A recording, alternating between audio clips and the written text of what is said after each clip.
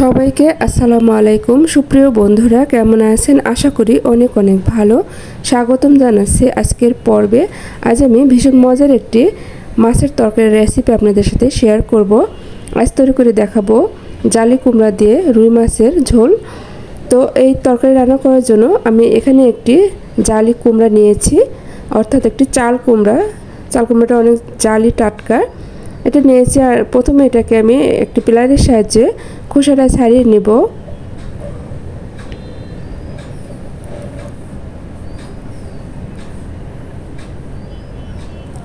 তো বন্ধুরা, যারা আমার ভিডিও দেখছেন, যদি ভালো লাগে আমার চ্যানেলটিকে সাবস্ক্রাইব করার অনুরোধ রইল। তো কুমড়াটাকে আমি খোসা ছাড়িয়ে নিয়েছি। এখন এটাকে আমি টুকরা টুকরা করে কেটে নিব।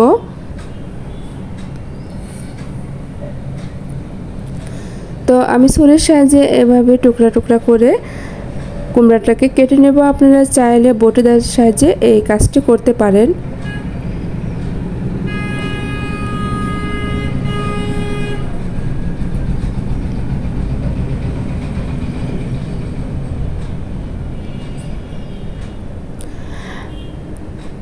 কুমড়ার ভিতরের যে নরম অংশ সেটা অনেকে ফেলে দেয়, চাইলে আপনারা রাখতে পারেন, আবার ফেলে দিতে পারেন। তবে এটা খুবই কচি কুমড়া, তাই আমি এটা ফেলে দেইনি। এখন এটাকে আমি পরিষ্কার পানি দিয়ে খুব ভালো করে ধুয়ে নেব।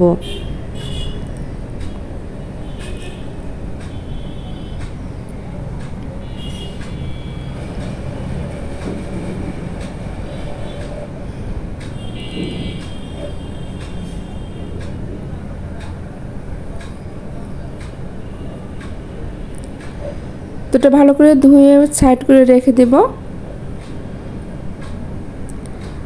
এখন যা করতে হবে, এখানে আমি কিছু কাঁচা মশলা নিয়েছি, এগুলোকে আমি বেটে নেব।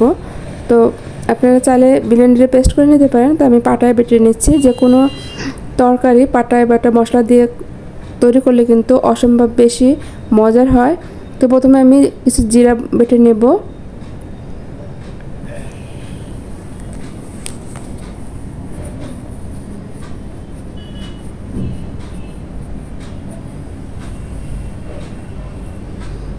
তো এখানে আমি নিয়েছি কিছু কাঁচামরিচ, সাথে দুটো তিনটা শুকনো মরিচও নিয়েছি। কাঁচামরিচ শুকনো মরিচ আমি একসাথে বেটে নিব। প্রথমে শুকনো মরিচটাকে বেটে নিব।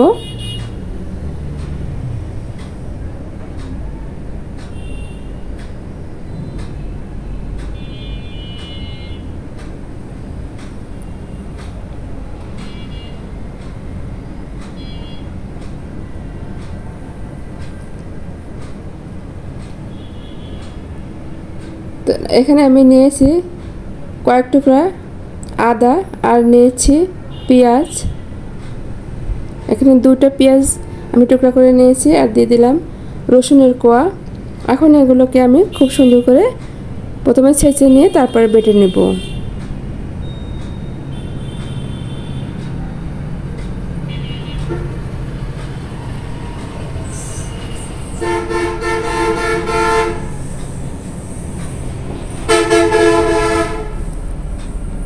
তো বাটা হয়ে গেছে। এখন আমি চুলার পাশে চলে এসেছি, তরকারিটা রান্না করে নেব।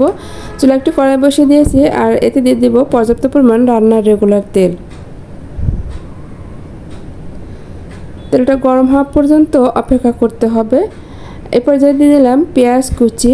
তেলটা গরম হওয়ার পরে আমি দুটো পেঁয়াজ কুচি করে নিয়েছিলাম, সেটা দিয়ে নিলাম।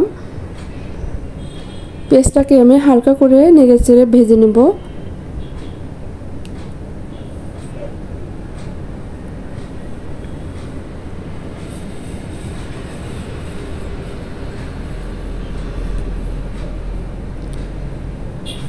পেঁয়াজটা যখন হালকা কালার চলে আসবে, তখন আমি এর ভিতরে সেই বাটা মশলাগুলো দিয়ে দিব, যেটাকে আমি বেটে নিয়েছিলাম। সবটুকু মশলাই দিয়ে নিলাম। হালকা করে নেড়ে চেড়ে কিছুটা সময় কষিয়ে নিব।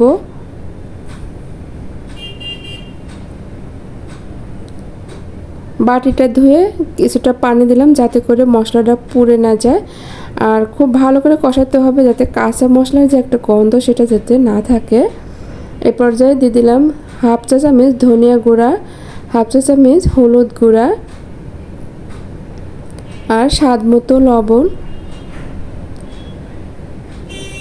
আর সব মশলাই তো আমি বেটে নিয়েছি, তাই এখানে আর কোনো মশলার দেওয়ার প্রয়োজন হবে না।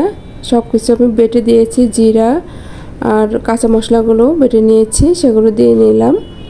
এখন এভাবে ভালো করে নেড়েছে খুব সুন্দর করে কষে নিতে হবে।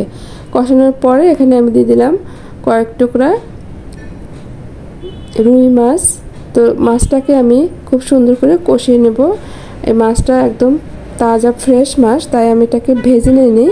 এভাবে কষিয়ে রান্না করলে কিন্তু অনেক বেশি মজার হয়।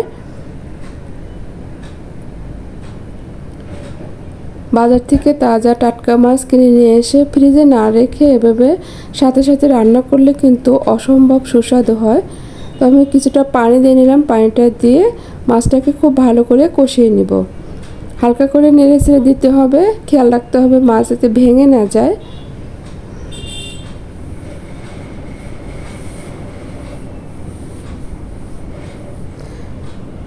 কিছুটা সময় আমি ঢাকনা দিয়ে ঢেকে মাছটা কষিয়ে নেব।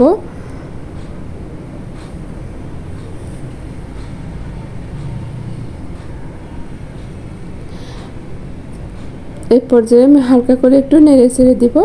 আর এখন নামিয়ে নেব। মাছটা কষানো হয়ে গিয়েছে। আর এই মশলার ভিতরে এখন আমি সেই কুমড়া দিয়ে দিলাম, চাল কুমড়া, যেটাকে আমি কেটে ধুয়ে পরিষ্কার করে রেখেছিলাম। আর এই কুমড়াটাকে খুব ভালো করে কষিয়ে নেব এই মশলা দিয়ে। এখানে আর অন্য কোনো মশলা দিতে হবে না। মাছ কষানোর পরে যে মশলাটা থাকে সেই মশলা দিয়েই এই কুমড়াটা কষিয়ে নেব। হালকা একটু পানি দিয়ে কষিয়ে নিতে হবে।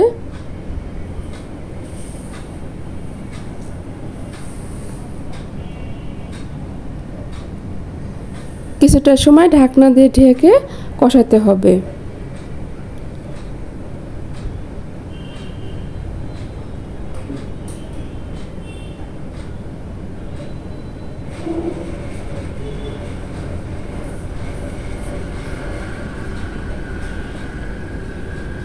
তো কষানো হয়ে গেছে, এখন আমি পরিমাণ মতো পানি দিয়ে নেব।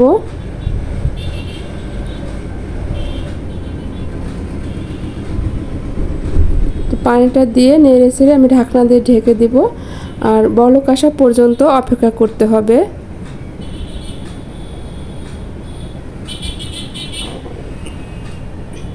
এ পর্যায়ে আমি সেই কষিয়ে রাখা মাছটা দিয়ে নিলাম এর ভিতরে।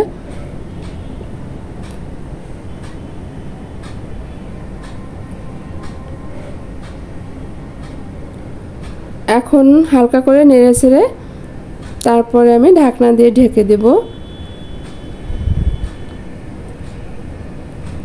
এ পর্যায়ে 10 মিনিটের মতো রান্না করলে কিন্তু রান্নাটা হয়ে যাবে, যেহেতু মাছ আর কুমড়াটাকে খুব ভালো করে আগে থেকে কষিয়ে নিয়েছি, অর্ধেকটা সিদ্ধ হয়ে গিয়েছে।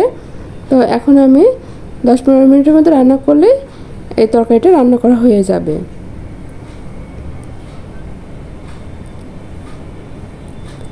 আবার একটু ঢাকনা দিয়ে ঢেকে দেব। তো এ পর্যায়ে কিন্তু আমার তরকারিটা একদম হয়ে গিয়েছে। এখন আমি চুলা অফ করে নামিয়ে পরিবেশন করব। তো বন্ধুরা, আমার ভিডিও কেমন লাগলো কমেন্ট করে জানাবেন। আজকের মতো এখানেই বিদায় নিচ্ছি। ভালো থাকবেন, সুস্থ থাকবেন। আল্লাহ হাফেজ।